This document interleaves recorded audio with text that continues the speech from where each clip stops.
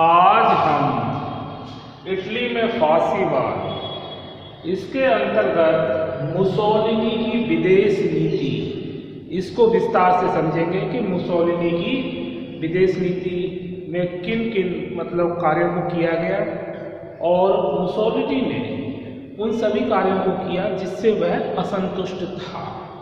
जो इटली से प्रदेश छीन लिए गए थे या इटली से जो नगर छीन लिया गया था या इटली में जो समस्याएं थी उनको दूर करने के लिए उसने अपनी विदेश नीति में उन बातों को प्रमुखता दी। और उसकी विदेश नीति हालांकि उसने अपने सारे कार्यों को मनमाने ढंग से किया, लेकिन कुछ स्थिति ऐसी भी उत्पन्न हो गई जिससे कि निरंकुश और एक तरह से तनाव का माहौल पैदा हुआ, जो बाद में देखने को मिलता है कि हिटलर और मुसोलिनी का जो गठबंधन होता है वो एक विश्व जगत में तनाव का कारण बन जाता है और बाद में स्पेन, जापान और इनके आपसी जो संबंध विश्व को द्वितीय विश्व युद्ध की ओर धकेल देते हैं। तो आज हम विस्तार से मुसोलिनी की विदेश नीति को समझेंगे। तो मुसोलिनी की विदेश नीति में देखेंगे रैपोलो की संधि का एक रैपोलो की संधि हुई थी जो कि इटली के लिए एक राष्ट्रीय अपमान का विषय थी। मुसोलिनी ने उग्र विदेश नीति का अनुसरण किया जिसका लक्ष्य इटली को अंतर्राष्ट्रीय जगत में गौरवपूर्ण स्थान दिलाना था। जैसे कि वहाँ की जनता पहले से ही नाराज थी कि उनकी सरकार ध्यान नहीं दे रही थी, तो मुसोलिनी ने इसी आधार पर फांसी दर का गठन किया, फासिज्म, और ये आश्वासन दिया था कि वो उन समस्याओं को दूर करेंगे जो उस समय की सरकार नहीं कर पा रही थी। तो ऐसी स्थिति में उसने उसका लक्ष्य था अंतर्राष्ट्रीय जगत में इटली को गौरवपूर्ण सम्मान दिलाना, भूमध्य सागर को इटली की झील बनाना, वर्साय संधि में संशोधन करना। ये वर्साय संधि से भी इटली को बहुत आघात लगा था, जो बातें कही गई थी वो उसका पालन नहीं हुआ। और इसका उदाहरण हम देखते हैं कि फ्यूम नगर की जो आश्वासन दिया गया था प्रदान करने का, वो नहीं प्रदान किया गया था। इससे मुसोलिनी भी नाराज था और इटली की जनता भी। तो भूमध्य सागर को इटली की झील बनाना और वर्साय संधि में संशोधन करना उसका लक्ष्य था। अब देखेंगे उसकी विदेश नीति के कौन कौन से वो तत्व हैं, उनको विस्तार से समझेंगे। भूमध्य सागर पर प्रभुत्व का प्रयास, तो पहला जो तत्व है वो भूमध्य सागर पर प्रभुत्व का प्रयास, कोरफू कांड, फ्यूम की प्राप्ति, अल्बानिया पर प्रभुत्व, टेंजियर संकट, रूस से मित्रता, हिटलर का उत्कर्ष एवं फ्रांस से ब्रिटेन से सहयोग, अबिसिनिया पर आक्रमण, अबिसिनिया युद्ध के परिणाम, रोम बर्लिन दूरी का निर्माण, स्पेन का रैन, सज्जन समझौता और फौलादी समझौता। हम इन बिंदुओं को विस्तार से समझेंगे जो कि मुसोलिनी की विदेश नीति के तत्व थे। तो इसमें पहला है भूमध्य सागर पर प्रभुत्व का प्रयास। मुसोलिनी भूमध्य सागर में पूरी प्रमुख सत्ता स्थापित कर उसे रोमन झील के रूप में परिवर्तित करना चाहता था। फलतः 24 जुलाई 1923 ईस्वी को ल्यूसेन की संधि हुई, जिसके द्वारा सैब्रे की संधि में संशोधन किया गया। तो सैब्रे की संधि में संशोधन करने के लिए कौन संधि हुई? ल्यूसेन की संधि 1923 ईस्वी में। तथा इटली को रोडस और डाइक्नीज द्वीप समूह प्रदान किए गए। इटली को रोडस और डाइक्नीज द्वीप समूह प्रदान किए गए। इसका नंबर 2 है कोरफू कांड। मुसोलिनी ने राष्ट्रसंघ की उपेक्षा करते हुए 31 अगस्त 1923 को कोरफू टापू पर बम वर्षा करके उस पर अधिकार कर लिया, किंतु ब्रिटेन के कहने पर 27 सितंबर को टापू खाली कर दिया गया इटली के द्वारा। पहले तो उस पर हमला कर दिया और फिर उसको कब्जे में ले लिया, लेकिन जब ब्रिटेन ने समझाया कि ये ठीक नहीं है, तो उसने क्या किया, 27 सितंबर को टापू खाली कर दिया। जब इसके बदले इटली को क्षतिपूर्ति मिली तो मुसोलिनी की लोकप्रियता बढ़ गई। तो टापू खाली करने का यही एक शर्त रखी मुसोलिनी की उसे क्षतिपूर्ति दी जाए। तो ब्रिटेन के समझाने पर उसने ये टापू खाली कर दिया, लेकिन मुसोलिनी को कोर्फू कांड से काफी लोकप्रियता मिली। नंबर 3, फ्यूम की प्राप्ति। जो फ्यूम नगर उसको नहीं मिल पाया था वो उसको प्राप्त हो जाता है। मित्र राष्ट्रों के सहयोग से 1920 ईस्वी में रेपोलो की संधि हुई, जिसके द्वारा फ्यूम को एक स्वतंत्र बंदरगाह घोषित कर दिया गया और मुसोलिनी 27 जनवरी 1924 ईस्वी को यूगोस्लाविया के साथ रोम की संधि की और इस संधि के अनुसार फ्यूम का नगर इटली को प्राप्त हो गया।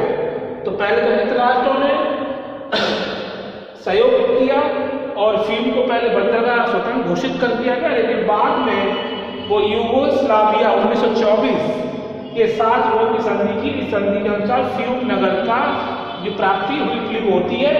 तो कौन सी संधि? रोम की संधि के द्वारा फ्यूम नगर की प्राप्ति होती है इटली को। इसके बाद नंबर 4, अल्बानिया पर प्रभुत्व। मुसोलिनी एड्रियाटिक सागर पर पूरा अधिकार स्थापित करना चाहता था।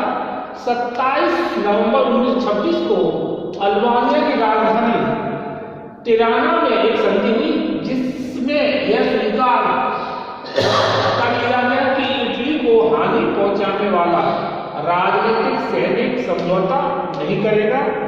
इटली ने अल्बानिया के साथ 20 वर्ष का एक रक्षात्मक समझौता किया, जिसमें अल्बानिया इटली का संरक्षित राज्य बन गया।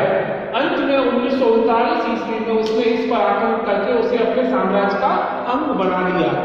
तो यहाँ पर ये देखने को मिलता है कि इटली चाहे अनचाहे किसी भी तरीके से अपना उद्देश्य प्राप्त करने में सफल हो जाता है, और इसमें जो इंग्लैंड और फ्रांस हैं वो इसको ऐसा करने से में रोक नहीं पाते हैं, क्योंकि उनकी तुष्टीकरण की नीति इटली के लिए एक तरह से लाभदायक सिद्ध हो रही थी। तो इस प्रकार अल्बानिया पर प्रभुत्व स्थापित हो जाता है 1939 ईस्वी में। इसके बाद टेंजियर संकट। मोरक्को के टेंजियर में बंदरगाह में अंतर्राष्ट्रीय शासन था। 1928 ईस्वी में टेंजियर के संबंध में हुए नए समझौते में इटली को इस नगर के प्रशासन में अधिकार प्रदान किए गए। कौन से समझौते में? 1928 में टेंजियर के संबंध में हुए नए समझौते में इटली को इस नगर के प्रशासन में अधिकार प्रदान किए गए। अब इस प्रकार इटली महाशक्तियों की पंक्ति में आ गया। यह मुसोलिनी की भारी कूटनीतिक विजय थी। तो मुसोलिनी एक तो दूरदर्शी और कूटनीतिज्ञ भी था, जो अपना किसी भी तरीके से उल्लू सीधा करने में वह कामयाब रहता। तो टेंजियर संकट के बाद देखते हैं रूस से मित्रता। मुसोलिनी ने भूमध्य सागर में अपनी स्थिति सुदृढ़ करने के लिए प्रयास आरंभ कर दिए। मुसोलिनी ने 1924 में रूस की साम्यवादी सरकार को मान्यता प्रदान करके उसके साथ व्यापारिक संधि कर ली। इटली अब रूस को राष्ट्र संघ का सदस्य बनाने का प्रयत्न करने लगा। तो रूस और इटली का आपसी घनिष्ठ संबंध उसके लिए लाभदायक हुआ, क्योंकि रूस भी इटली के फेवर की बातें कर रहा था। और जब इटली ने यह सोचा कि रूस को राष्ट्र का सदस्य बना दिया जाए तो उसको ही इटली को इससे अधिक लाभ होगा। इसके बाद है हिटलर का उत्कर्ष एवं फ्रांस ब्रिटेन से सहयोग। तो जिस प्रकार की स्थिति इटली में बनी हुई थी और इटली की जनता पेरिस शांति सम्मेलन से नाराज थी और बहुत सारे क्षेत्र छीन लिए गए थे, भुखमरी, बेरोजगारी और इस तरह से उद्योग की खराब स्थिति, आर्थिक दयनीयता ने इटली में जिस प्रकार से मुसोलिनी का उदय हुआ और मुसोलिनी की ही तरह जर्मनी में हिटलर का भी ऐसा ही व्यक्तित्व देखने को मिलता है, क्योंकि हिटलर भी इस बात से नाराज था कि उस समय जर्मनी की जनता की आर्थिक दुर्दशा और उसकी कष्ट परेशानियों को दूर करने में वहाँ की सरकार विफल रही और जो वादे जर्मनी से भी किए गए थे वो भी पूरे नहीं हुए। ऐसी स्थिति में जर्मनी में हिटलर ने भी लोगों को अपनी विचारधारा से प्रभावित कर वहाँ पर उत्कर्ष देखने को मिलता है और जर्मनी में नाजीवाद का उदय होता है जो आगे चलकर जिस प्रकार से इटली में मुसोलिनी सत्ता प्राप्त कर लेता है उसी प्रकार से जर्मनी में भी हिटलर अपना प्रभुत्व स्थापित करता है। तो यहाँ पर हिटलर का उत्कर्ष मुसोलिनी के लिए भी लाभदायक। जर्मनी में नाजी क्रांति से इटली की विदेश नीति को परिवर्तन आया है। एक तरफ फ्रांस और ब्रिटेन के साथ महत्वपूर्ण सहयोग की नीति को अपनाया गया। मुसोलिनी ने अपनी तरफ से ऑस्ट्रिया के नाजी विरोधियों को हर तरह की सहायता देने लगा। तो फ्रांस और ब्रिटेन के साथ महत्वपूर्ण सहयोग की नीति को तो अपना रखा था और फ्रांस और ब्रिटेन बस वही तुष्टिकरण की नीति अपनाए हुए थे कि किसी भी प्रकार से उनका जो युद्ध संबंधी सामग्री बिकती रहे और जो छोटे कमजोर देश हैं अगर उन पर अत्याचार होता है कोई उस पर अधिकार करता है तो किसी भी प्रकार से उसको संतुष्ट कर दिया जाए ताकि और समस्या ना बढ़े, क्योंकि ये अपना शस्त्रीकरण में भी लगे हुए थे इंग्लैंड फ्रांस, तो इसीलिए वो किसी भी तरीके से समझा के उसको समस्या का निदान कर देते थे। लेकिन मुसोलिनी ने अपनी तरफ से ऑस्ट्रिया के नाजी विरोधियों को हर तरह से सहायता दी। तो अब मुसोलिनी ये देख रहे थे कि विश्व में ऐसा कौन सा संगठन, ऐसा कौन सा देश है जो उसकी विचारधारा से मेल खाता है और उसी के अनुसार उनकी कार्यशैली है, यानी उग्र राष्ट्रीयता, उग्र राष्ट्रवाद, तो आक्रमक शैली यानी साम्यवाद का विरोधी, पूंजीवादी व्यवस्था का समर्थक, तो ऐसा उसको सहयोग मिला हिटलर। इसके बाद है नंबर 8 अबिसीनिया पर आक्रमण। विभिन्न घटनाओं को देखते हुए मुसोलिनी ने अबिसीनिया की सीमा पर सेना एकत्र करना आरंभ कर दिया। तो इधर इटली की क्या है, मुसोलिनी की जो हौसले हैं वो बढ़ने लगते हैं कि वो उसको दिखाई दे जाता है कि उसके किसी भी कार्रवाई का विरोध करने में इंग्लैंड, फ्रांस और जो आते हैं, लेकिन ये बाद में किसी उसकी बात को मान लेते हैं और इस प्रकार से उनका अधिकार स्थापित हो जाता है। इस प्रकार से मुसोलिनी को आक्रामक कार्रवाई करने का और अधिक मौका प्राप्त हो जाता है।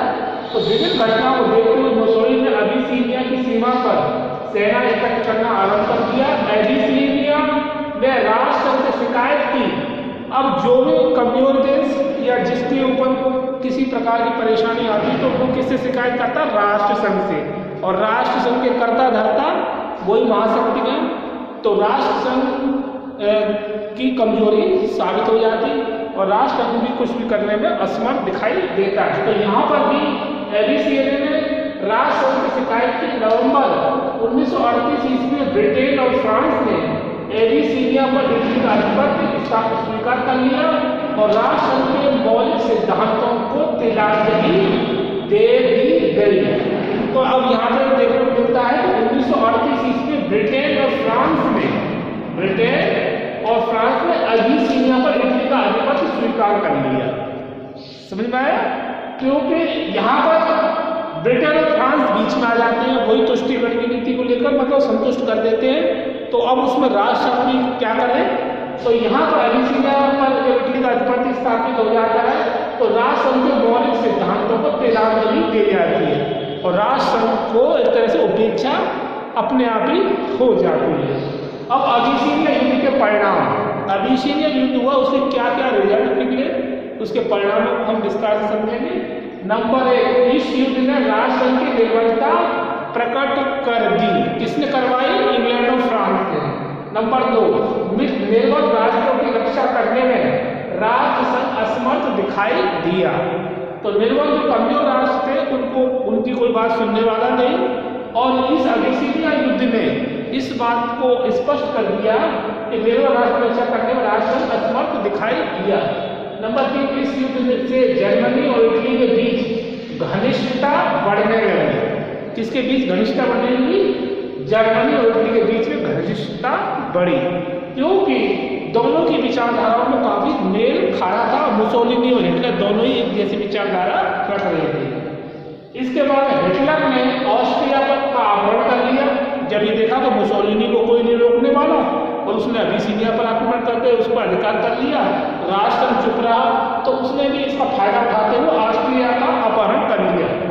चेकोस्लोवाकिया नंबर 5, चेकोस्लोवाकिया का अंग भंग कर दिया गया, छिन्न कर दिया चेकोस्लोवाकिया को।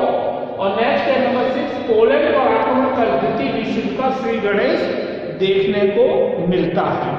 तो कुल मिलाकर अबिसिनिया जो पर आक्रमण और उस पर अधिकार इटली का, ये एक तरह से द्वितीय विश्व युद्ध के लिए भी जिम्मेदार घटना मानी जा सकती है। और तत्कालिक में देखते हैं पोलैंड पर जो आक्रमण होता है वो द्वितीय विश्व युद्ध का श्री गणेश यहीं से शुरू होता है। रोम बर्लिन हुई विदेश नीति के अंतर्गत अबिसिनिया युद्ध के अवसर पर इटली, इंग्लैंड, फ्रांस और रूस से अत्यधिक नाराज हुआ। कौन? अबिसिनिया युद्ध के अवसर पर इटली, इंग्लैंड, फ्रांस और रूस से अत्यधिक नाराज हुआ। हिटलर इस संकट के समय में तटस्थ रहा। तो इटली जो था नाराज था, मतलब अबिसिनिया के विषय को लेकर, क्योंकि इंग्लैंड, फ्रांस ने ऐसा नहीं रोकने का प्रयास नहीं किया, लेकिन इटली अपनी मनमानी करने में लगा हुआ था। लेकिन जो उसका जो मित्र एक तरह से जर्मनी, हिटलर, ये उस पर चुकस्ता की नीति अपनाए रखे, तो जिससे इटली जर्मनी एक दूसरे के निकट आए। अब मुसोलिनी को लगने लगा कि ये जर्मनी ही और हिटलर ही ऐसा, ये उसके मित्र अच्छे हो सकते हैं, तो ये एक दूसरे के निकट आते हैं, मेल मिलाप इनमें बढ़ने लगता है। 26 अक्टूबर 1936 को इटली तथा जर्मनी के बीच एक समझौता हो गया, जो इतिहास में रोम बर्लिन धुरी के नाम से प्रसिद्ध हुआ। तो जर्मनी और इटली के बीच में जो समझौता होता है वो किस नाम से प्रसिद्ध होता है? वो रोम बर्लिन धुरी के नाम से 26 अक्टूबर 1936 को यह समझौता हुआ। तो रोम बर्लिन धुरी, इसमें रोम बर्लिन के इसमें जापान भी बाद में आगे चल के जुड़ जाता है। स्पेन का ग्रह युद्ध, इटली और जर्मनी की सहायता से स्पेन में जनरल फ्रैंको, ये भी एक तरह से मुसोलिनी और हिटलर की विचारधारा जैसी इनकी विचारधारा थी। तो जर्मनी, इटली और जर्मनी की सहायता से स्पेन में जनरल फ्रैंको की जीत हुई। 28 मार्च 1939 को स्पेन की राजधानी मैड्रिड, स्पेन की राजधानी मैड्रिड का पतन हो गया और गृह युद्ध भी समाप्त हो गया। स्पेन में जनरल फ्रैंको की तानाशाही स्थापित हुई। तो यहाँ पे स्पेन, अब पहले मुसोलिनी, फिर जर्मनी, जर्मनी के बाद स्पेन, स्पेन में जनरल फ्रैंको, इटली और जर्मनी की सहायता से वो विजयी होते हैं और 1939 को स्पेन की राजधानी मैड्रिड का पतन होता है और जनरल फ्रैंको की तानाशाही स्पेन में स्थापित होती है, जो फिर ये एक दूसरे के सहयोगी बन जाते हैं। इसके बाद नंबर नेक्स्ट, सज्जन समझौता। अभी सज्जन समझौता क्या था इसको देखेंगे। इंग्लैंड इटली को मित्र बनाने के लिए प्रयत्नशील था, मतलब इंग्लैंड इटली को मित्र बनाने के लिए प्रयत्नशील था। तो इंग्लैंड भी जान रहा था कि अब इनकी आक्रमण कार्रवाई को तो रोका नहीं जा सकता, इसलिए अच्छा इनको मित्र बनाया जाए अपना, जिससे कि उनका भी अपना फायदा हो। तो 2 जनवरी 1937 को दोनों के बीच एक समझौता हुआ, जिसे इतिहास में सज्जन समझौता कहते हैं। इसको इंग्लिश में कहते हैं जेंटलमैन एग्रीमेंट। ये जेंटलमैन एग्रीमेंट किसके बीच में हुआ? इंग्लैंड इटली को बीच में, और इंग्लैंड इटली को मित्र बनाना चाहता था। और ये समझौता 2 जनवरी 1937 को इंग्लैंड और इटली के बीच में होता है, जिसको इंग्लिश में जेंटलमैन एग्रीमेंट कहते हैं। इसके बाद फौलादी समझौता। और जिस प्रकार से सज्जन समझौता इंग्लैंड और इटली के मध्य हुआ, उसी प्रकार से जर्मनी और इटली के साथ एक समझौता हुआ। 22 मई 1939 को जर्मनी के साथ राजनीतिक एवं सामाजिक समझौता किया गया। इसी समझौते को फौलादी समझौता कहते हैं। तो फौलादी समझौता और सज्जन समझौता इटली के लिए बहुत ही लाभदायक सिद्ध हुए और जो कुछ अधूरे कार्य रह गए थे वो भी इन समझौतों ने पूरा किया। इटली को इससे लाभ ही लाभ हुआ और फौलादी समझौता, जो कि स्टील पैक्ट, जिसको इंग्लिश में कहते हैं स्टील पैक्ट, सज्जन समझौता, जेंटलमैन एग्रीमेंट और स्टील पैक्ट, ये इससे इटली को विशेष लाभ देखने को मिलता है। तो आज हम इस वीडियो में मुसोलिनी की विदेश नीति के अंतर्गत हमने देखा कि कौन कौन से एलिमेंट्स उसके तत्व थे, जैसे भूमध्य सागर पर विरोध का प्रयास, नंबर 1 जिसमें हमने देखा कि सेड्रे की संधि में संशोधन किया गया और इटली को रोडस और क्लीनीस द्वीप समूह पर जो प्राप्त हुए। और कोर्फू पॉइंट में देखने को मिलता है कि इस पर इटली को जब क्षतिपूर्ति मिल जाती है तो इससे मुसोलिनी की लोकप्रियता भी बढ़ती है। और कोर्फू टापू पर बमवर्षा कर दी जाती है 1923 ईस्वी में इटली के द्वारा। फ्यूम की प्राप्ति होती है 1924 को यूगोस्लाविया के साथ रोम की संधि की इस संधि के अनुसार फ्यूम नगर इटली को प्राप्त हो गया।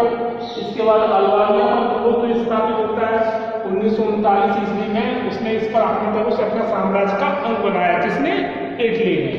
टेंजियर संकट, मोरक्को के टेंजियर में बंदरगाह में अंतर्राष्ट्रीय शासन था। 1928 ईस्वी में टेंजियर के संबंध में हुए गए समझौते में इटली को इस नगर के प्रशासन में अधिक अधिकार प्रदान किए गए और अब इस प्रकार इटली महाशक्तियों की पंक्ति में खड़ा हुआ। यह मुसोलिनी की भारी कूटनीतिक विजय थी। रूस से मित्रता, मुसोलिनी ने 1924 में रूस की साम्यवादी सरकार को मान्यता प्रदान करके उसके साथ व्यापारिक संधि की। इटली अब रूस को राष्ट्रसंघ सदस्य बनाने का प्रयत्न करने लगा। हिटलर का अवकाश, जो कि उसके लिए काफी हितकारी हुआ, और फ्रांस और ब्रिटेन इटली को सहयोग देने में लगे हुए थे, जिससे इटली को काफी लाभ हुआ। अबिसिनिया पर आक्रमण, अबिसिनिया की घटना ने जर्मनी को भी आगे आक्रमण करने के लिए प्रेरित किया।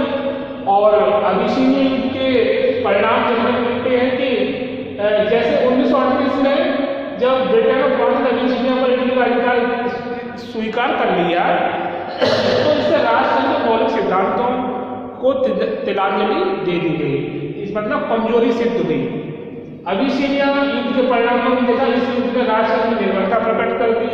नेवल राष्ट्र की रक्षा करने में राष्ट्रसंघ असमर्थ दिखाई दिया।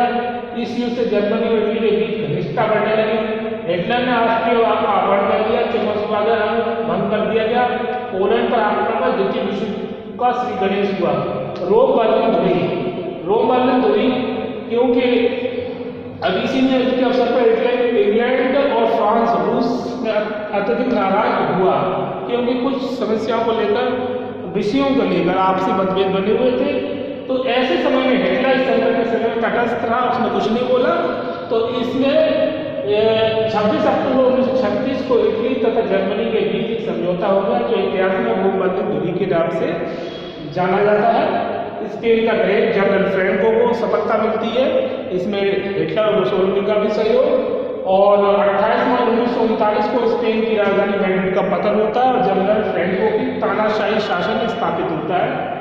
जेंटलमैन एग्रीमेंट और स्टील पैक्ट, इससे इटली को विशेष लाभ हुआ। तो आज इस वीडियो में इतना ही। इसके नेक्स्ट वीडियो में हम जर्मनी में नाजीवाद, इस विषय को विस्तार से समझेंगे। आज बस इतना ही। ओके।